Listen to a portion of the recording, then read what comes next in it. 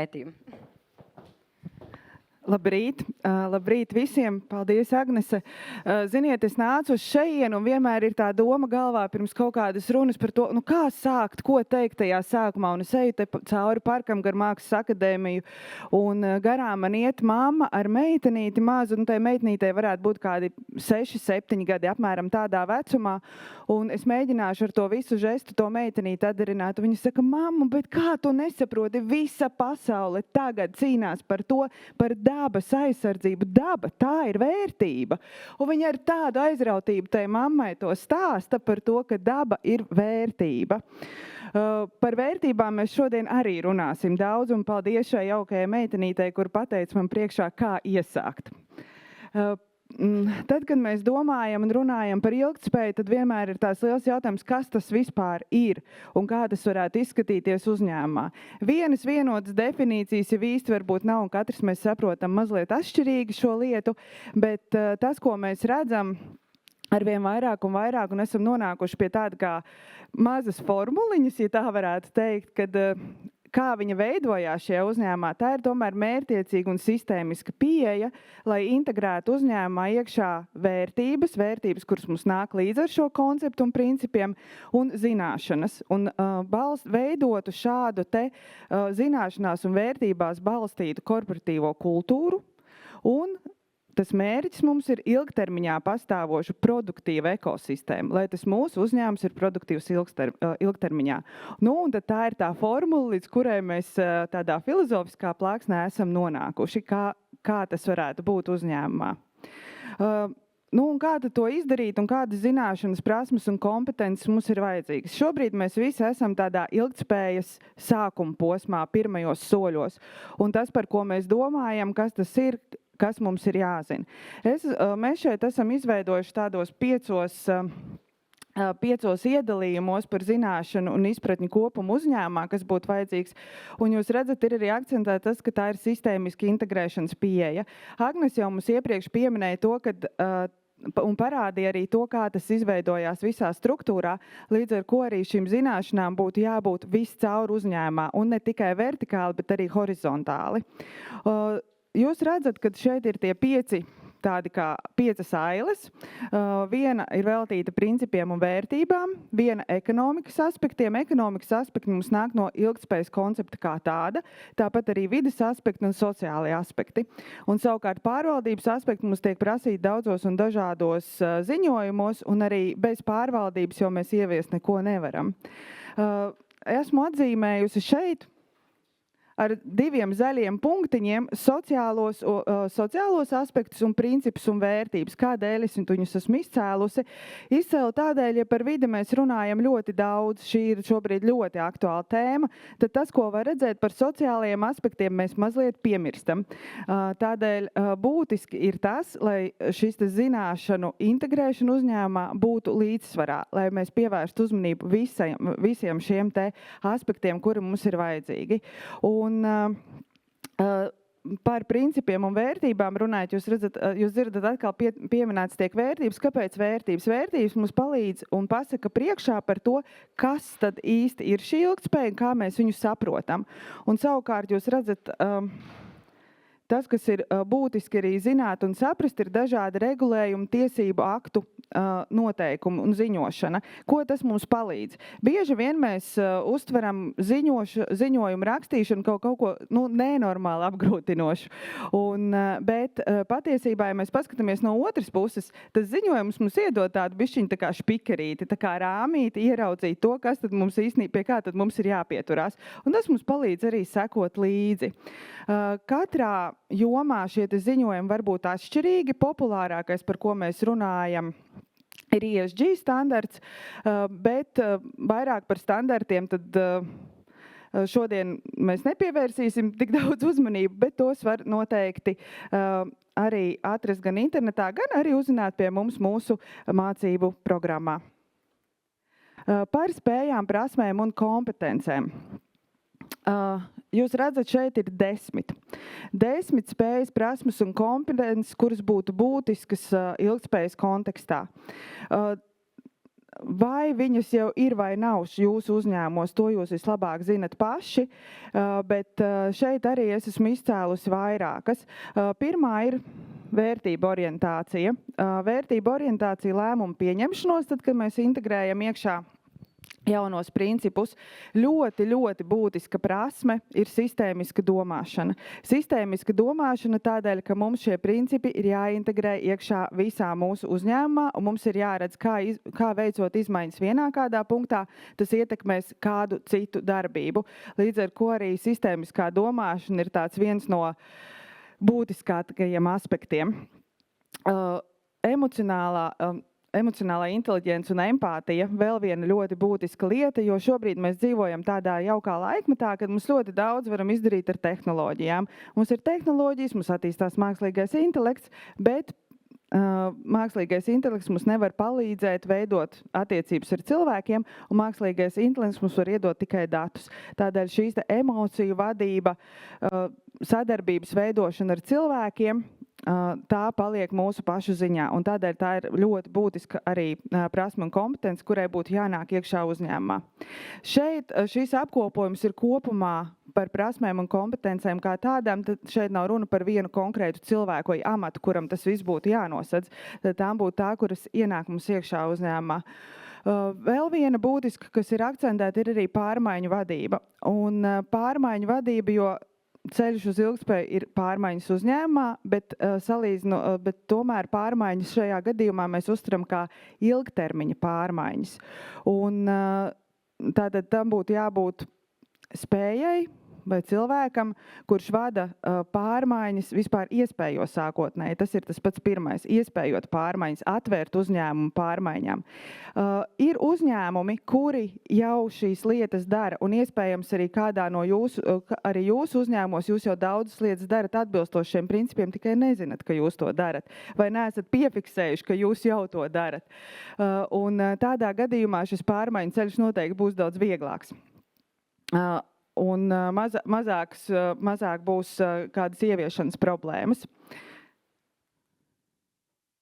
Ja mēs paskatāmies par to pašu jau sīkāk jau par pašiem cilvēkiem, kuri strādā ilgtspējas jomā, kas būtu viņu prasmes un kompetences. Jo, protams, iepriekš redzēto lielo attēlu nav iespējams vienām cilvēkam spēt prast un apgūt un dot, tad te būtu tas pats pamatiņš. Ko mēs darījām? Ja mēs skatāmies no dažādiem darba sludinājumiem, tur parādīsies mazliet savādāk šīs te prasmi un zināšana, prasīs to mums Eva vēlāk pastāstīs, bet tas, ko mēs izdarījām šeit, te ir apkopots tas, kas izriet no paša koncepta pēc loģikas un pēc tiem darba pienākumiem, kuri šobrīd tiek cilvēkiem uzticēti. Un tad pats pirmais, bez kā noteikti nevar, arī vienalga, vai šie amati tiek transformēti un mēs cilvēkus sūtam uz kādām papildus apmācībām, vai mēs piesaistam jaunus speciālistus šajā jomā, bet tas, kam būtu noteikti pamatā jābūt, tam būtu jābūt zināšanām un izpratnē gan par ilgspējīgas attīstības mērķiem, gan par ilgspējas un CSR vispār pamatprincipiem kā tādiem. Tad jūs redzat, esmu atzīmējusi to, ka vēlamas zināšanas par regulējumu tiesību aktiem. Jā, viņas ir vēlamas tādēļ, ka šī te joma mums sāk parādīties tikai kopš kā aktuāli, un speciālistu meklējumi parādās kā aktuāli tikai no 2021.–2022. gada. Līdz ar to arī gaidīt, kad mums tagad nāks cilvēki, kuri jau to visu zina ar 15 gadu pieredzi, tas vienkārši nav iespējams. Tādēļ arī tas pamat komplektiņš būtu tāds, ka būtu svarīgi, ka cilvēki vispār to zina un saprot, un ja vēl zina par regulējumiem, tad tas jau ir bonus šim cilvēkam. Ja cilvēks jau zina, kā iesaistīt citus, tad tas arī jau ir bonus šim cilvēkam un liecina viņam par labu. Un savukārt par prasmēm, ko šim cilvēkam vajadzētu prast. Parasti tiek runāts par to, ka vajag ļoti labu komunikāciju. Jā, komunikāciju vajag, bet pirmā lieta, ar ko šis cilvēks pārsvarā saskarās, ir to, ka viņam ir milzīga apjoma datu analīze nepieciešams veikt un rakstīt ziņojumus. Tādēļ tas, kas šim cilvēkam tīri praktiski ir vajadzīgs, ir jābūt prasmei, strādāt ar liela apjoma informāciju, ar liela apjoma datiem, tos analizēt un veidot ziņojumus. Un tur arī, diemžēl, mums šobrīd vēl nav rīki, kas to varētu palīdzēt. Tas ir kādam savā galvā jāspēj to izdarīt. Tās būtu tādas lietas, kam noteikti ir jāpievērš uzmanība. Tad Jūs redzat, ka arī ir pieminēts par empātiju un emocionālo inteliģenci, par labām līderības, komunikācijas un sadarbības prasmēm. Ja mums ir dažāda veida uzņēmumi ar dažādām pieejām un iekšējām attiecībām, un cilvēkam, kurš nāk ar šo te ilgspējas, viņam tomēr būtu jābūt arī ar to drive visās jomās, gan runājot par sociālajiem aspektiem, cilvēku attiecībām, un ne tikai par to, kā veidot aprēķinus un domāt par vides aizsardzību vai jaunu tehnoloģiju ieviešanu. Un, protams, digitālās prasmes arī ir ļoti būtiskas, tās vairāk izriet no veicamajiem darba pienākumiem. Paskatīsimies uz to, kādi tad amati mums vispār ir veidojušies pēdējo 4-5 gadu laikā šajā jomā. Ir sadalīts 4 kolonnās pa līmeņiem. Augstākā līmeņa vadībā mums parādās amati, kas ir ilgspējas direktors, parādās tāds amats, kāds agrāk nekad nav bijis, un mēs neesam redzējuši kā ESG un kultūras direktors. Parādās tādi amati kā globāli ilgspējas vadītāji, parādās ESG vides un pārmaiņu direktors un tam līdzīgi. Tātad šādā augstākajā līmenī parādās mums šādi amati. Vidējā līmenī ir dažādu veidu saistīts vai nu ar ziņošanu, tātad ESG komandas līderis vai ilgspējas vadītājs. Darbinieku kopienas un ilgspējīgas kultūras vadītājs. Tad mēs redzam dažādiem interesantiem nosaukumiem, kādi iepriekš mums nav bijuši. Un tas, ko mēs arī redzam, to, kad pamatā gan ASV uzņēmumos ir novērots, ka tiek veidot šīs ilgspējas komandas. Un ilgspējas komandas var būt dažādas, viņas pat tiek dalītas, kur ir vides ilgspējas speciālisti, tā ir viena kaut kāda atsevišķa komanda, tad ir tie, kas atbild par sociālajiem aspektiem, ir citas komandas, kas to dara. Tad ir par atbilstības un juridiskajiem aspektiem vēl kādas komandas, kas to dara, un tad kopā veidojās tādas lielas horizontālas ilgspējas komandas uzņēmumos. Un par jomas speciālistiem arī vēlētos vērst jūsu uzmanību par transformācijām. Jūs redzat, piemēram, ir bijis uzņēmumā ūdens sistēma inženieris, kuram ir pielikti klāt jauni pienākumi. Ūdens sistēma un ilgspējas inženieris. Ko šis cilvēks dara? Viņš dara to pašu, ko ir darījis pirms tam, bet viņam ir pielikts klāt administratīvais pienākums monitorēt un vākt datus. Datus, kas ir vajadzīgi dažādu veidu ziņojumiem. To pašu mēs redzam arī, piemēram, CSR speciālists būvniecībā. Ko viņš dara? Šķiet būvniecība un CSR speciālists. Šis cilvēks ir tiešām mērā atbildīgs par to, lai ievērotu dažādus sociālā veida aspektus un pāraudzītu uzņēmumā šo te jomu.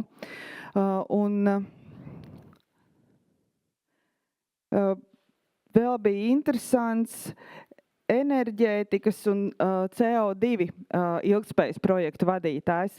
Cilvēkam bija prasība ar enerģētikas jomā iegūt izglītību, pieredzi, tātad inženierzinātnes un plus pievienojot klāt ilgspējas projektu vadītājs, kurš risina jautājumus. Tādas ir šīs te transformāciju iespējas, kuras mēs redzam, kas šobrīd notiek.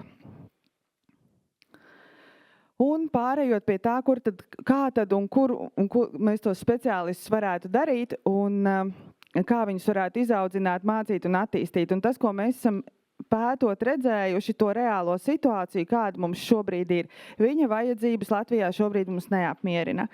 Mums šobrīd amatu klasifikatorā un profesijas standartu kā ilgspējas speciālisti vai ilgspējas vadītāji kā tādi nav. Līdz ar ko arī uzņēmumi katrs veido šo amatu kaut kādā veidā apvienojot ar citām specialitātēm un uzņēmums saka, mums ir vajadzīgs kods priekš darba līguma. Tātad šāda koda arī priekš darba līgumiem mums nav. Latvijā mums nav uz šo brīdi neviena akreditēta studiju programma augstākajā izglītībā, kas piedāvātu šādu te apgūt ilgspējas jautājumus. Tas, ko mēs redzam, ir arī mācību spēku un jomas profesionāļu trūkums, un tas ir loģiski, jo šī joma mums ir jauna, un arī profesionāļiem un mācību spēkiem vēl ir jāveidojās un jāaug šajā jomā. Un tas, kas ir ļoti būtiski, ko mēs arī saprotam un redzam, kad ir ļoti svarīgi, lai būtu ilgspējas mācību programmās iekļauts starpdisciplinārais princips un būtu uzreiz jau veidots kopā šīs 3 pamatjomas - sociālās zinātnes, vides zinātnes un tiesību zinātnes. To, ko mēs pētījām arī mūsu izglītības darba grupā un secinājām, kad mēs pētījām menedžmenta programmas, kuras ir pieejamas Latvijā un kas mums notiek šajā brīdī ar studiju kursiem un mācībām, kas būtu saistīts ar CSR un ilgtspēju. Un tas, ko mēs atklājām, kad ir atsevišķas programmas piedāvā to kā brīvās izvēles kursus, kur attiecīgi studenti var arī neizvēlēties un šīs zināšanas neiegūst, vai arī kaut kādā veidā atsevišķās tēmās tiek integrēti iekšā biznesa vadības studiju kursu blokā. Un tas, ko mēs vēl redzam, ir tas, ka nav izstrādātas vadlīnijas par zināšanu kopumu un kaut kādu izpratni, spēju, prasmi, kompetenci vajadzībām, kādas vispār ir vajadzīgas. Līdz ar ko arī tad šobrīd katrs jau mēs, kā nu varam, tā mēs cenšamies ar šo jautājumu tikt galā, bet to mēs arī redzam mūsu organizācijā, ka mums nāk uzņēmumi un jautā, kas tad būtu man šim cilvēkam jājautā, kas viņam būtu jāzina. Un noslēgumā tas, ko mēs arī redzam, ka palēnām sāk kļūt populāri dažādi kursi, kuri tiek veidot kā korporatīvās apmācības, webināri, lekcijas online un tam līdzīgi. Bet tas, par ko mēs pagaidām nevaram būt droši, vai izvēlēties un kurus izvēlēties, kāda būs šī kvalitāte un vai tas, vai mūsu gaidas šajā izglītošanas jomā tiktu arī apmierinātas. Lūk, tas būtu īsumā no manas puses. Paldies!